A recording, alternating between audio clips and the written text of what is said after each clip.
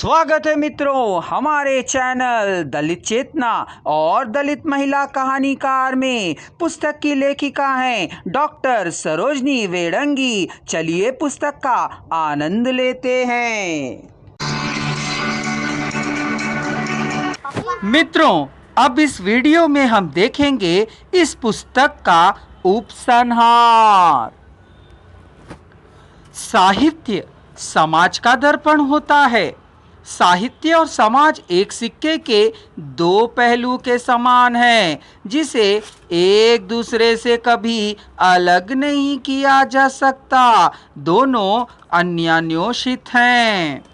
जिस तरह साहित्य की विशेषताएं, विभिन्न प्रवृत्तियां एवं समस्याएं समाज रूपी जमीन से उत्पन्न होती है, उसी तरह समाज की विचारधारा, हलचल, रूढ़ियां एवं परंपरा से प्रेरणा ग्रहण कर साहित्यकार उत्कृष्ट साहित्य सर्जन करता है। प्रत्येक देश, प्रदेश या समाज का प्रतिबिंब उसके साहित्य में अवश्य पड़ता है। इसलिए अगर किसी भी राष्ट्र की संस्कृति से अवगत होना है तो उस राष्ट्र की एक ही पुस्तक पर्याप्त है। जैसे कि भारतीय संस्कृति की झलक हमें तुलसीकृत रामचरितमानस में पर्याप्त रूप से मिलेगी, या फिर प्रेमचंद के उपन्यास गोदान में।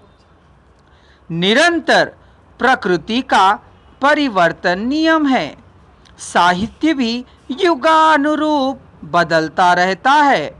प्रत्यक्ष या परोक्ष रूप में युगीन विचारधारा व समस्याएं साहित्यकार के साहित्य में अवश्य स्थान पा जाती है। साहित्य संस्कृति और सभ्यता का वाहक है। साहित्य के माध्यम से ही लोक कल्याण और समन्वय साधना के साथ धर्म का मार्ग प्रशस्त होता है और वह मानवता का निर्माण करते हुए समाज को दिशा देता है। साहित्य का मुख्य सरोकार समाज है और समाज का मुख्य सरोकार मनुष्य है। साहित्य मनुष्य के वर्तमान को चित्रित करता हुआ उसके भविष्य का निर्माण भी करता है। साहित्य ही समाज में सकारात्मक सोच की नींव डालता है और जीवन में संघर्ष की प्रेरणा देता है।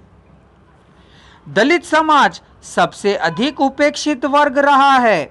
इस पर हम विचार करके देखें तो वेदों की ओर हमारा ध्यान जाता है। यहाँ वर्ण व्यवस्था गुण, कर्म एवं स्वभाव के अनुरूप थी, जो भारतीय समाज की दृढ़ आधारशिला थी।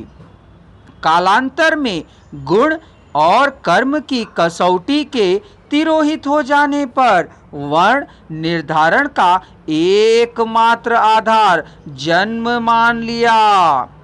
उसी समय से वर्ण व्यवस्था ने जाति व्यवस्था को जन्म दे दिया। परिणामतः ब्राह्मण स्वयं को पूजनीय, क्षत्रिय स्वयं को शक्तिशाली और वैश्य संपन्न समझने लगे और शूद्र तीनों वर्णों द्वारा उपेक्षित हो गया। यहीं से शूद्रों की दुर्भाग्य की यात्रा शुरू होती है।